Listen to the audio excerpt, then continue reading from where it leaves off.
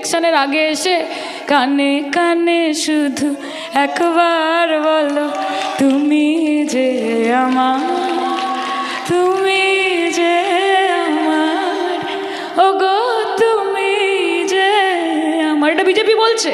আর vote মিটে গেলে কোথা কোথা খুঁজেছি তোমায়, তুমি জানো না।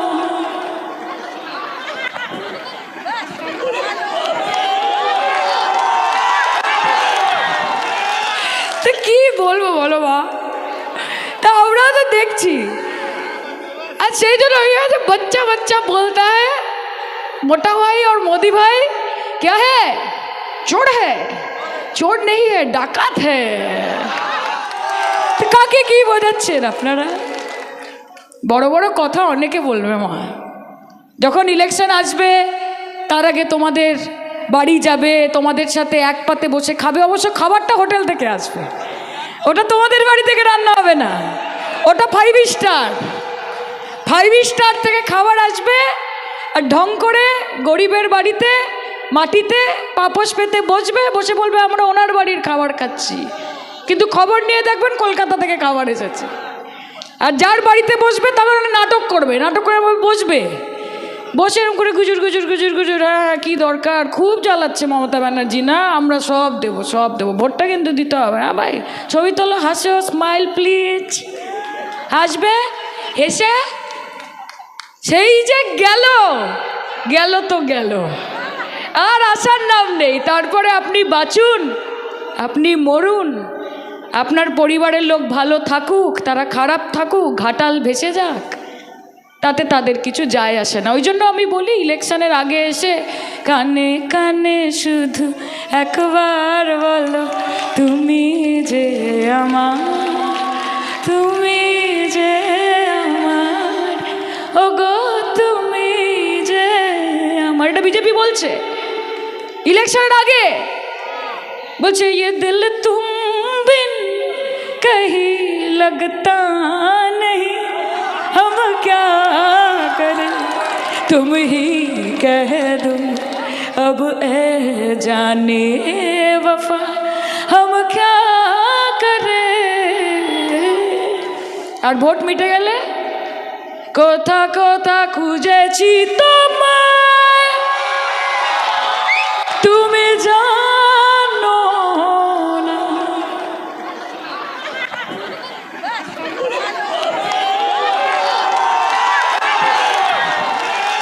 তো কি বলবো বলো মা, তা আমরা তো দেখছি। আর সেই জন্য बच्चा बच्चा बोलता है मोटा भाई और मोदी भाई क्या है, चोर है, चोर नहीं है, डाकात है। अरे चोर तुम किसको बोल रहा है?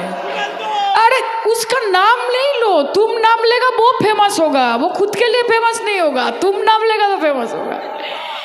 সেদিন পাগলের মতো বলছে চোর চোর চোর, মনে আছে, মনে পড়ছে, টিভিতে দেখেছেন, পাগল হয়ে গেছে। বলছে এত চেষ্টা করছি, এত কিছু করছি, তাও এরা মমতা ব্যানার্জিকে ভোট কেন দেয় ভাই? আমি তো বুঝতে পারি না। আমি বলছি ভোট কেন দেয় মমতা ব্যানার্জিকে? ভোট বাংলার মা বোনেরা দেয় তার কারণ মমতা বন্দ্যোপাধ্যায় তাদের জন্য ভাবে, তাদের জন্য লক্ষ্মীর ভাণ্ডারের ব্যবস্থা করেছে, তাদের জন্য স্বাস্থ্যসাথীর ব্যবস্থা করেছে, তাদের জন্য রূপশ্রীর ব্যবস্থা করেছে, তাদের জন্য কন্যাশ্রীর ব্যবস্থা করেছে। আগে গিয়ে গিয়ে দাঁড়িয়ে থাকতে হতো যে বড়বাবু কবে আসবেন এবং এসে আমরা ফর্মটা ফিল আপ করবো, বড়বাবু দেখে ফেলে দেবে, আবার সামনের মাসে এসো। আর এখন মানুষকে যেতে হয় না, সরকার মানুষের কাছে আসে, দুয়ারে সরকার, সেটা মমতা ব্যানার্জি করেছে।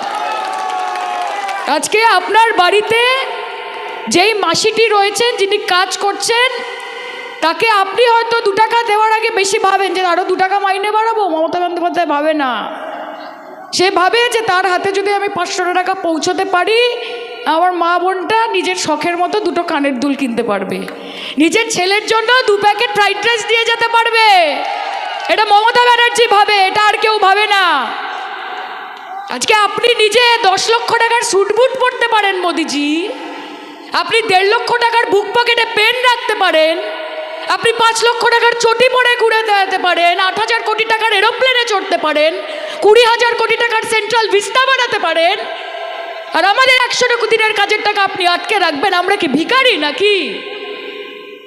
মমতা ব্যানার্জি কি ভিখারি? বাংলার মা বোনেরা ভিখারি যে বারবার গিয়ে গিয়ে হাত পাতবো, টাকা দাও টাকা দাও? নিজের কাজের টাকা, নিজের অধিকারের টাকা, ন্যায্য টাকা সাহস হয় কি করে? সাহস হয় কি করে? মাথায় রাখবেন, ক্ষমতা সারা জীবন থাকে না, আর পিপিলিকার পাখা ওঠে মরিবার তলে। বেশি উড়ছেন তো উড়ুন উড়ুন, উড়তে উড়তে কবে ফুরুত হয়ে যাবেন ধরতে পারবেন না। বাংলার মানুষ সব দেখছে, সব উপলব্ধি করছে। আজকে সেন্ট্রালে কি হচ্ছে? সেন্ট্রালের নেতা মন্দিরা রাম মন্দির বানাচ্ছেন, খুব ভালো, বানান না রাম মন্দির, আমরাও রামের ভক্ত। আর রাজ্যের মন্ত্রীরা তারা গীতা পাঠে মগ্ন হয়েছে। ধর্ম আছে, কর্ম নেই, কাজ নেই, চাকরি নেই, রোজগার নেই, পয়সা নেই, ভবিষ্যৎ নেই, ধর্ম আছে। পেট যদি খালি থাকে না মা, ভগবানের নাম ডেকেও তখন মনে শান্তি আসবে না। মন্দির বানান, প্রত্যেকটা গলি গলিতে একটা করে মন্দির বানান, কিন্তু তার সঙ্গে ভারতবাসীর এমন ব্যবস্থা করে দিচ্ছেন যে মন্দিরের বাইরে বাটি নিয়ে আমাদেরকেই বসতে হবে। সেই জন্য মন্দিরগুলো বানাচ্ছেন, যে কাজ তো দিতে পারছি না। আগে থালা বাসন বাজিয়েছিলেন করোনার সময়, মনে আছে, ঢাং ঢাং করে। এখন বাটি নিয়ে প্র্যাকটিস করতে হবে, যে নরেন্দ্র মোদীর শাসনকালে আমরা বাটি ধরেছি, নিয়ে মন্দিরের সিঁড়িতে বসেছি। আর পশ্চিমবঙ্গের মাটিতে এসে আপনারা হিন্দু মুসলমান করছেন। হিন্দু মুসলমান, ঈসাই, খ্রিস্টান, বৌদ্ধ, জৈন এসব করছেন। আরে আমরা মমতা বন্দ্যোপাধ্যায়ের শিক্ষায় শিক্ষিত, তার দীক্ষায় দীক্ষিত। পশ্চিমবঙ্গের মেয়ে আমি, এই মঞ্চ থেকে দাঁড়িয়ে বলে যাচ্ছি, অষ্টমীতে মা দুর্গার পুজোর ভোগ যেরকম খাবো, বন্ধুর বাড়িতে ঈদে গিয়ে বিরিয়ানিটাও চাইবো। অধিকার আছে আমার।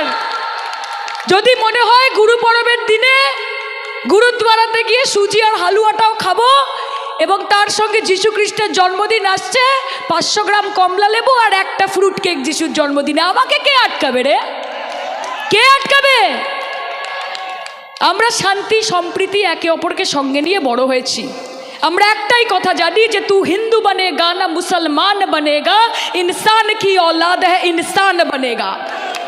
আগে মানুষ হবে, তারপর হিন্দু মুসলমান করবে। আর শুভেন্দু অধিকারী নাম বললে দিন খারাপ যায়, নামটা বললেই একেবারে মুডও চটকে যায়, দিন খারাপ যায়, কালো বেড়ালের মতো রাস্তাঘাটে ফাট করে বেরিয়ে গেল। মাথাটা গেছে।